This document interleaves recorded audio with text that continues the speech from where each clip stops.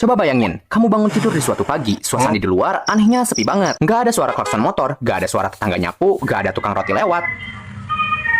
Kamu cek HP, sinyal mati, keluar rumah dan kosong, gak ada siapa-siapa. Bukan cuma di komplek kamu, tapi di seluruh dunia. Gimana jadinya kalau detik ini juga miliaran manusia di bumi tiba-tiba lenyap tanpa jejak? Gak ada alien, gak ada zombie. Kita cuma hilang gitu aja. Mungkin awalnya terdengar kayak skenario film sci-fi yang seru. Tapi percaya deh, apa yang terjadi setelah kita pergi jauh lebih gila dari yang kalian bayangin. Siapin cemilan kalian, karena hari ini kita bakal bahas timeline hari kiamat tanpa manusia. Apa yang bakal terjadi besok, bulan depan, sampai jutaan tahun setelah kita hilang. Dan pertanyaan yang unik, hewan apa yang bakal jadi penguasa baru di bumi? Oke, sebelum itu, mulai dulu intronya.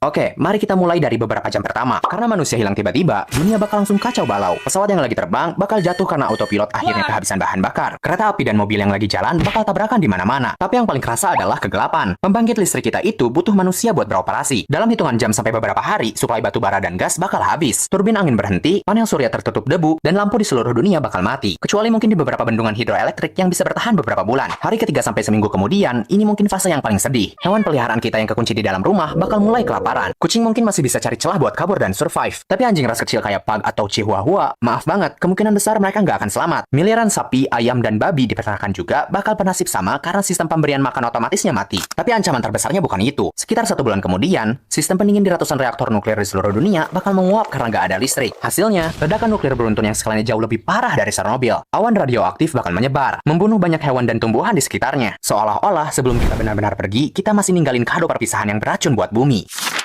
Setelah badai radiasi perlahan mereda, bumi mulai masuk ke fase penyembuhan. Disinilah alam mulai balas dendam. Pertanyaannya, butuh berapa lama buat alam mengambil alih kota-kota kita? Jawabannya lebih cepat dari yang kalian kira. Hanya dalam waktu 1-5 tahun, kota-kota besar kayak Jakarta, Tokyo, atau New York bakal berubah wujud. Kalau kamu perhatiin lagi, jalanan aspal itu sebenarnya rapuh. Tanpa ada dinas pekerjaan umum yang nambal jalanan, air hujan bakal masuk ke celah aspal, membeku di musim dingin, lalu bikin aspalnya hancur. Rumput dan ilalang bakal menjebol jalan raya. Di bawah tanah, situasinya jauh lebih parah. Terowongan MRT dan subway itu sebenarnya selalu kebanjiran. Tapi selama ini, ada pompa otomatis yang nyedot airnya 24 jam. Tanpa listrik, dalam beberapa hari aja, semua stasiun di bawah tanah bakal berubah jadi sungai buatan. Maju ke 50-100 tahun kemudian, di titik ini, kota kita udah resmi jadi hutan beton. Tumbuhan merambat menutupi hampir semua gedung